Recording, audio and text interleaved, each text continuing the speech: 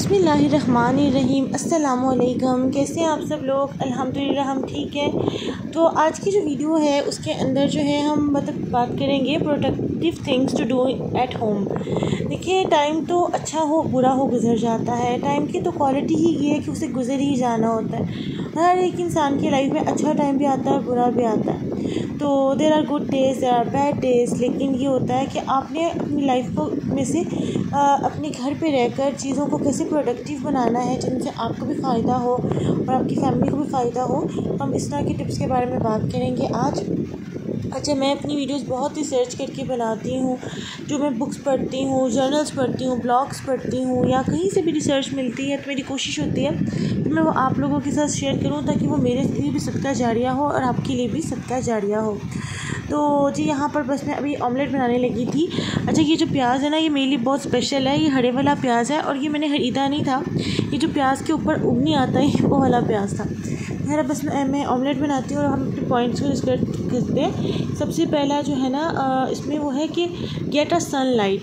अच्छा, सन हमें पता है कि सूरज जो है वो एनर्जी का बहुत बड़ा ज़रिया है और इससे ना सिर्फ हमें मतलब हमारी आईज़, हमारी बॉडी को या हमारी नेचर को एक स्ट्रॉन्ग पावर मिलती है, लेकिन इसके अलावा हम लोगों को मतलब एक इंटरनली भी एनलाइटन करने के लिए, एनर्जी देने के लिए सन का बहुत बड़ा रोल होता है।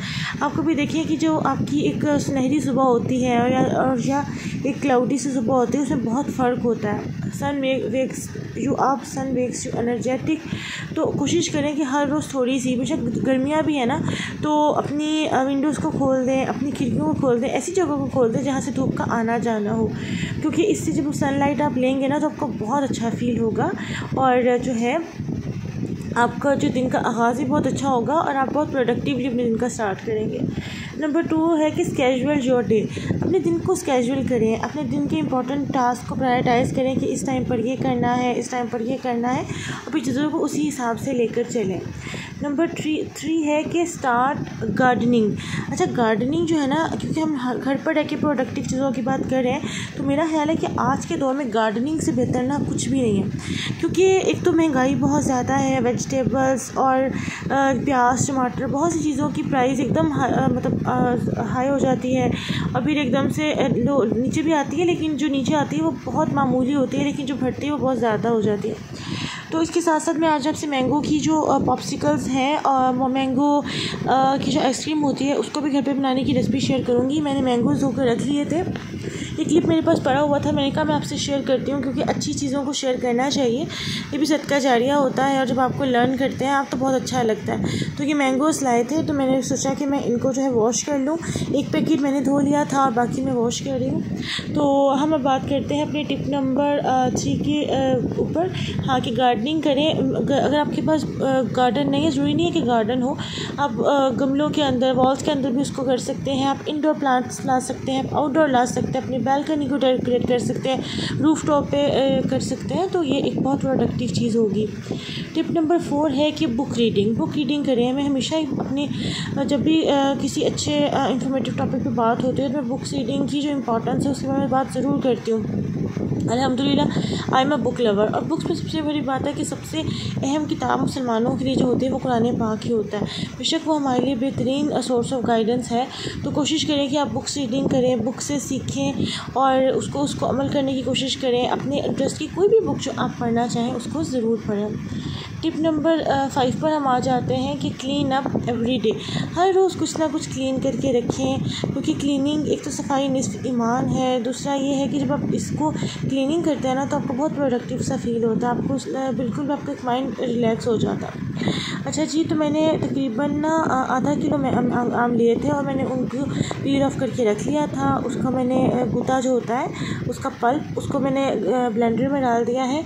अब ये देखिए, मैं मिल्क पैक की क्रीम ऐड कर रही हूँ क्योंकि आइसक्रीम का टेक्सचर लाने के लिए क्रीम को ऐड करना बहुत ज़रूरी है। आप किसी भी कंपनी की क्रीम जो है वो डाल सकते हैं। मैं इसमें फुल पैकेट डाल दूँगी क्रीम का। फिर उसके बाद हम टिप नंबर जो है अपनी 6 पर आ जाते हैं कि प्लान अ वेकेशन। ये बहुत इंपॉर्टेंट है। जब भी आप वेकेशन पे जाते हैं आपका माइंड रिलैक्स होता है, you tend to get learn a lot, तो उससे भी आप बहुत प्रोडक्टिव हो जाते हैं। आपके घर में प्रोडक्टिविटी इस तरह से आती है कि आप डिफरेंट जब इन्वायरमेंट्स में से होकर आते हैं, चीज़ों को सीख कर आते हैं, तो आपको बहुत कुछ सीखने को मिलता है और आप अच्छी चीज़ों को, अच्छे कल्चर को, अच्छी नॉर्म्स को अपने घर में भी जो है वो इम्प्लीमेंट कर सकते हैं। तो वेकेशन ज़रूर प्लान करें, अपने बजट में रह के करें, domestic, international, even to someone's home, कहीं भी जो आपका क्लोज वन होता है, तो ये बहुत अच्छा होता है। अच्छा जी, मैंने इसे 1 कप दूध डाल दिया। तो इसके बाद जी ये देखिए इसके अंदर जा रहा है वनीला एसेंस। आप कोई भी एसेंस डाल सकते हैं, लेकिन एक स्पेसिफिक ब्रांड है पाकिस्तान का बहुत फेमस, तो उसकी जो मैंगो की आइसक्रीम मिलती है ना, उसमें मैंगो एसेंस नहीं होता, उसमें वनीला एसेंस ही डाला होता। अब मैं इसको ब्लेंड कर लूँगी। मैंगोज़ बहुत मीठे थे तो मैंने इसलिए इसमें फ़िलहाल शुगर नहीं डाली, लेकिन आप बच्चों के लिए बना रहे हैं तो शुगर ज़रूर ऐड कीजिएगा, और स्पेशली अगर आपके आम ज़्यादा मीठे नहीं हैं तो।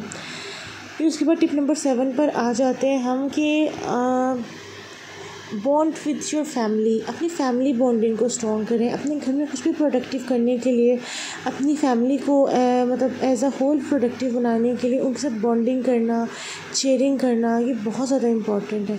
आप जितना उनसे अच्छी बॉन्डिंग बना के रखेंगे, जितना उनको अच्छे तरीके से मतलब डील करेंगे, तो उतना ही जो है वो आप मतलब ज़्यादा स्ट्रॉन्ग होंगे और आपकी फैमिली स्ट्रॉन्ग होगी।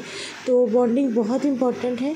फिर टिप नंबर 8 पर आ जाते हैं। अच्छा, यहाँ मैंने 4 टेबलस्पून शुगर डाली है, ठीक है, क्योंकि मैंने उससे पहले कहा था कि ये बहुत इंपॉर्टेंट है। आइसक्रीम्स वगैरह में तो बहुत ज़्यादा जो मतलब मार्केट में जो जनरली कमर्शली बनाई जाती है उसमें बहुत ज़्यादा शुगर यूज़ होती है, उसमें ग्लूकोज भी यूज़ किया जाता है, लेकिन हमने 4 टेबलस्पून शुगर डाल दिया and that's more than enough. और ये देखिए कितनी थिक आइसक्रीम बनी है, ये इसकी थिकनेस होनी चाहिए।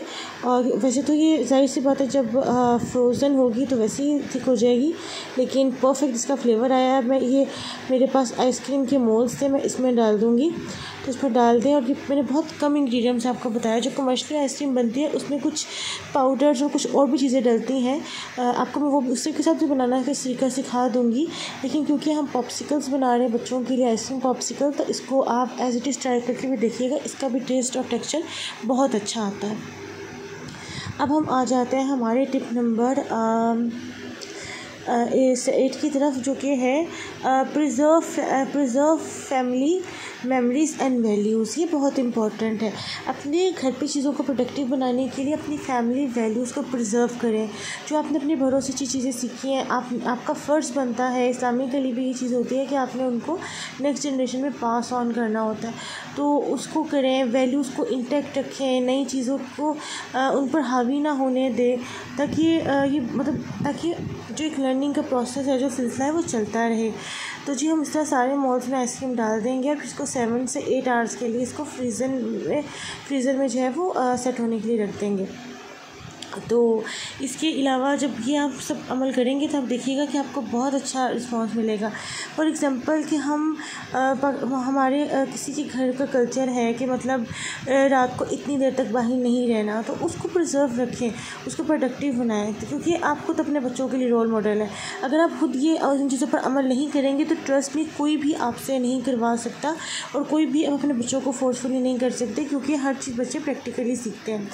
तो जी हाँ 8 से 9 आवर्स हो गए। अब मैं आपको निकाल के दिखाती हूँ कि ये कैसी बनी है। और अब टिप नंबर 9 है कि प्ले गेम्स।